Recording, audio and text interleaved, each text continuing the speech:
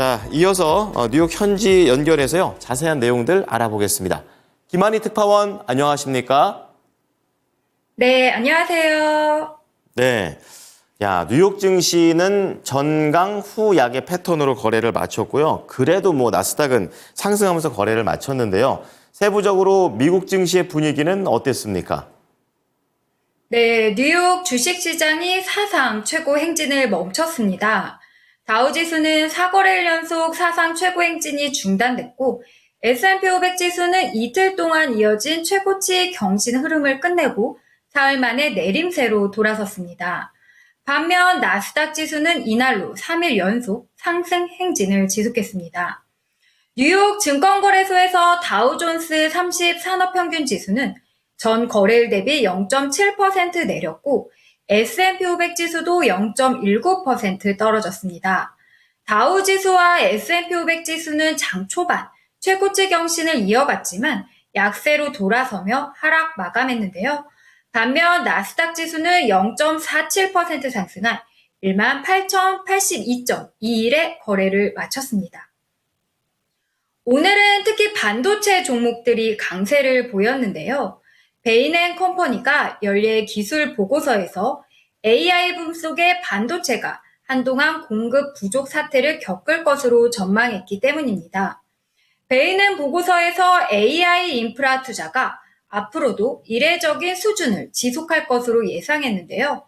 최대 수혜주는 AI 서버 업체인 휴렛 패커드 엔터프라이즈였습니다. 휴렛 패커드 엔터프라이즈는 5.14%나 급등했습니다. 대장주 엔비디아는 전거래일보다 2.18% 상승한 123.51달러를 기록했는데요. 이로써 시총도 3조 300억 달러로 집계돼 시총 3조 달러를 재돌파했습니다. 엔비디아가 급등하자 엔비디아의 경쟁업체인 AMD도 2.34% 상승했고요. 인텔도 새로운 AI 전용 칩 출시 호재로 3.2% 급등 마감했습니다. 오늘은 특히 시장에 관심이 컸던 세계 3위 메모리 반도체 업체인 마이크론 실적 발표가 있었는데요. 특히 마이크론 실적은 동종 업체들보다 먼저 발표되고 PC나 데이터 센터, 스마트폰 산업에 걸친 광범위한 고객 기반을 가지고 있어 반도체 업계의 흐름을 주도하는 경향 때문에 반도체 풍향계라고도 하는데요.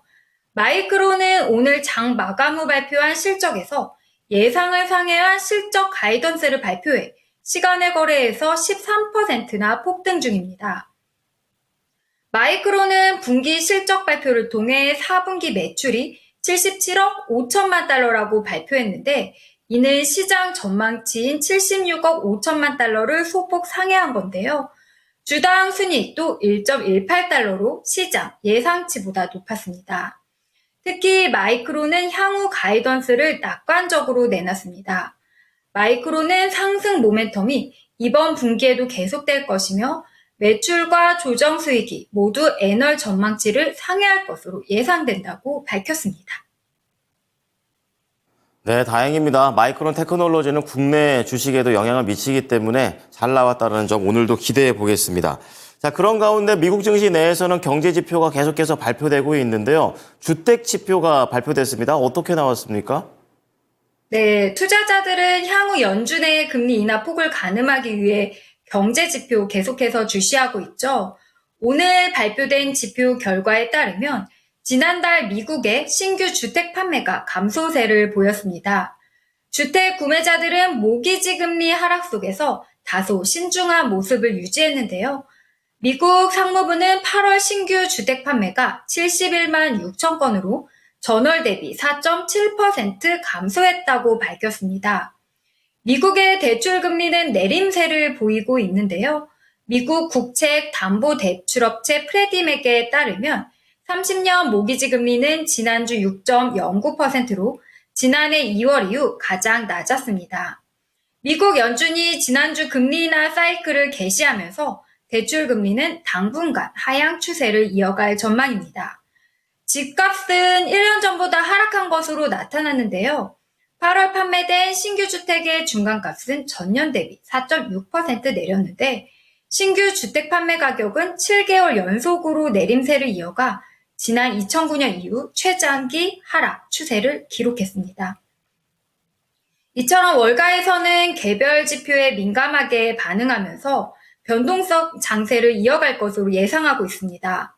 블랙록의 가르기 차우드리는 미국 경제 성장이 점진적으로 둔화되겠지만 긍정적으로 유지될 것이라는 게 기본 시나리오라면서 하지만 경제가 냉각되면 외생적인 충격에 더 취약해지고 미국 대선을 포함해 잠재적으로 변동성을 유발할 수 있는 사건을 지켜보고 있다고 했습니다. 뉴욕 라이프 인베스트먼트의 로렌 구디도 실업수당 청구 건수 상승, 실적 둔화, 성장이 문제가 되기 시작할 때까지 투자자들은 랠리를 매수할 것이라면서 그때까지 시장은 성장과 침체 사이에서 정말 불안한 시장을 보게 될 전망이라고 분석했습니다. 오늘도 연준 이사의 공개 발언은 이어졌는데요.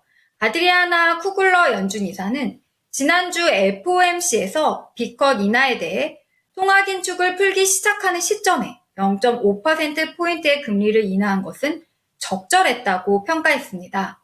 그는 앞으로의 금리 인하 속도는 언급하지 않았지만 만약 인플레이션과 고용, 여러 경제활동이 지금 수준을 이어간다면 추가로 금리를 내리는 것이 적절하다고 했습니다. 투자자들은 11월 FOMC에서 B컷 가능성을 조금 더 높게 보고 있는데요. 헤드워치에 따르면 연준이 기준금리를 0.5%포인트 내릴 가능성을 60.7%, 0.25%포인트 인하할 확률을 39.3%로 반영 중입니다. 내일 일정 살펴보겠습니다. 내일은 일정이 특히 많은데요.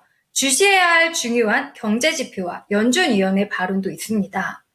먼저 내일은 매주 발표되는 주간 신규 실업보험 청구자 수를 통해 고용 상황을 봐야 할 것 같고요. 2분기 GDP 확정치가 공개됩니다.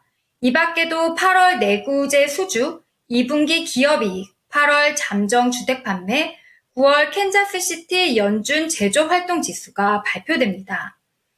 특히 내일은 연준위원들의 활동도 활발한데요. 제롬 파월 연준 의장이 뉴욕 연은 주최 채권시장 컨퍼런스에서 연설하기 때문에 그의 입을 주목해야 할 것으로 보입니다.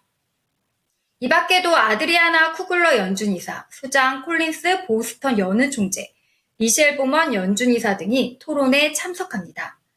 실적으로는 코스트코 실적 발표가 예정돼 있습니다. 네, 일정이 진짜 많네요. 말씀해 주신 내용들 중심으로 잘 체크해 보도록 하겠습니다. 오늘 말씀 감사합니다. 네, 감사합니다. 지금까지 모닝인 뉴욕이었습니다.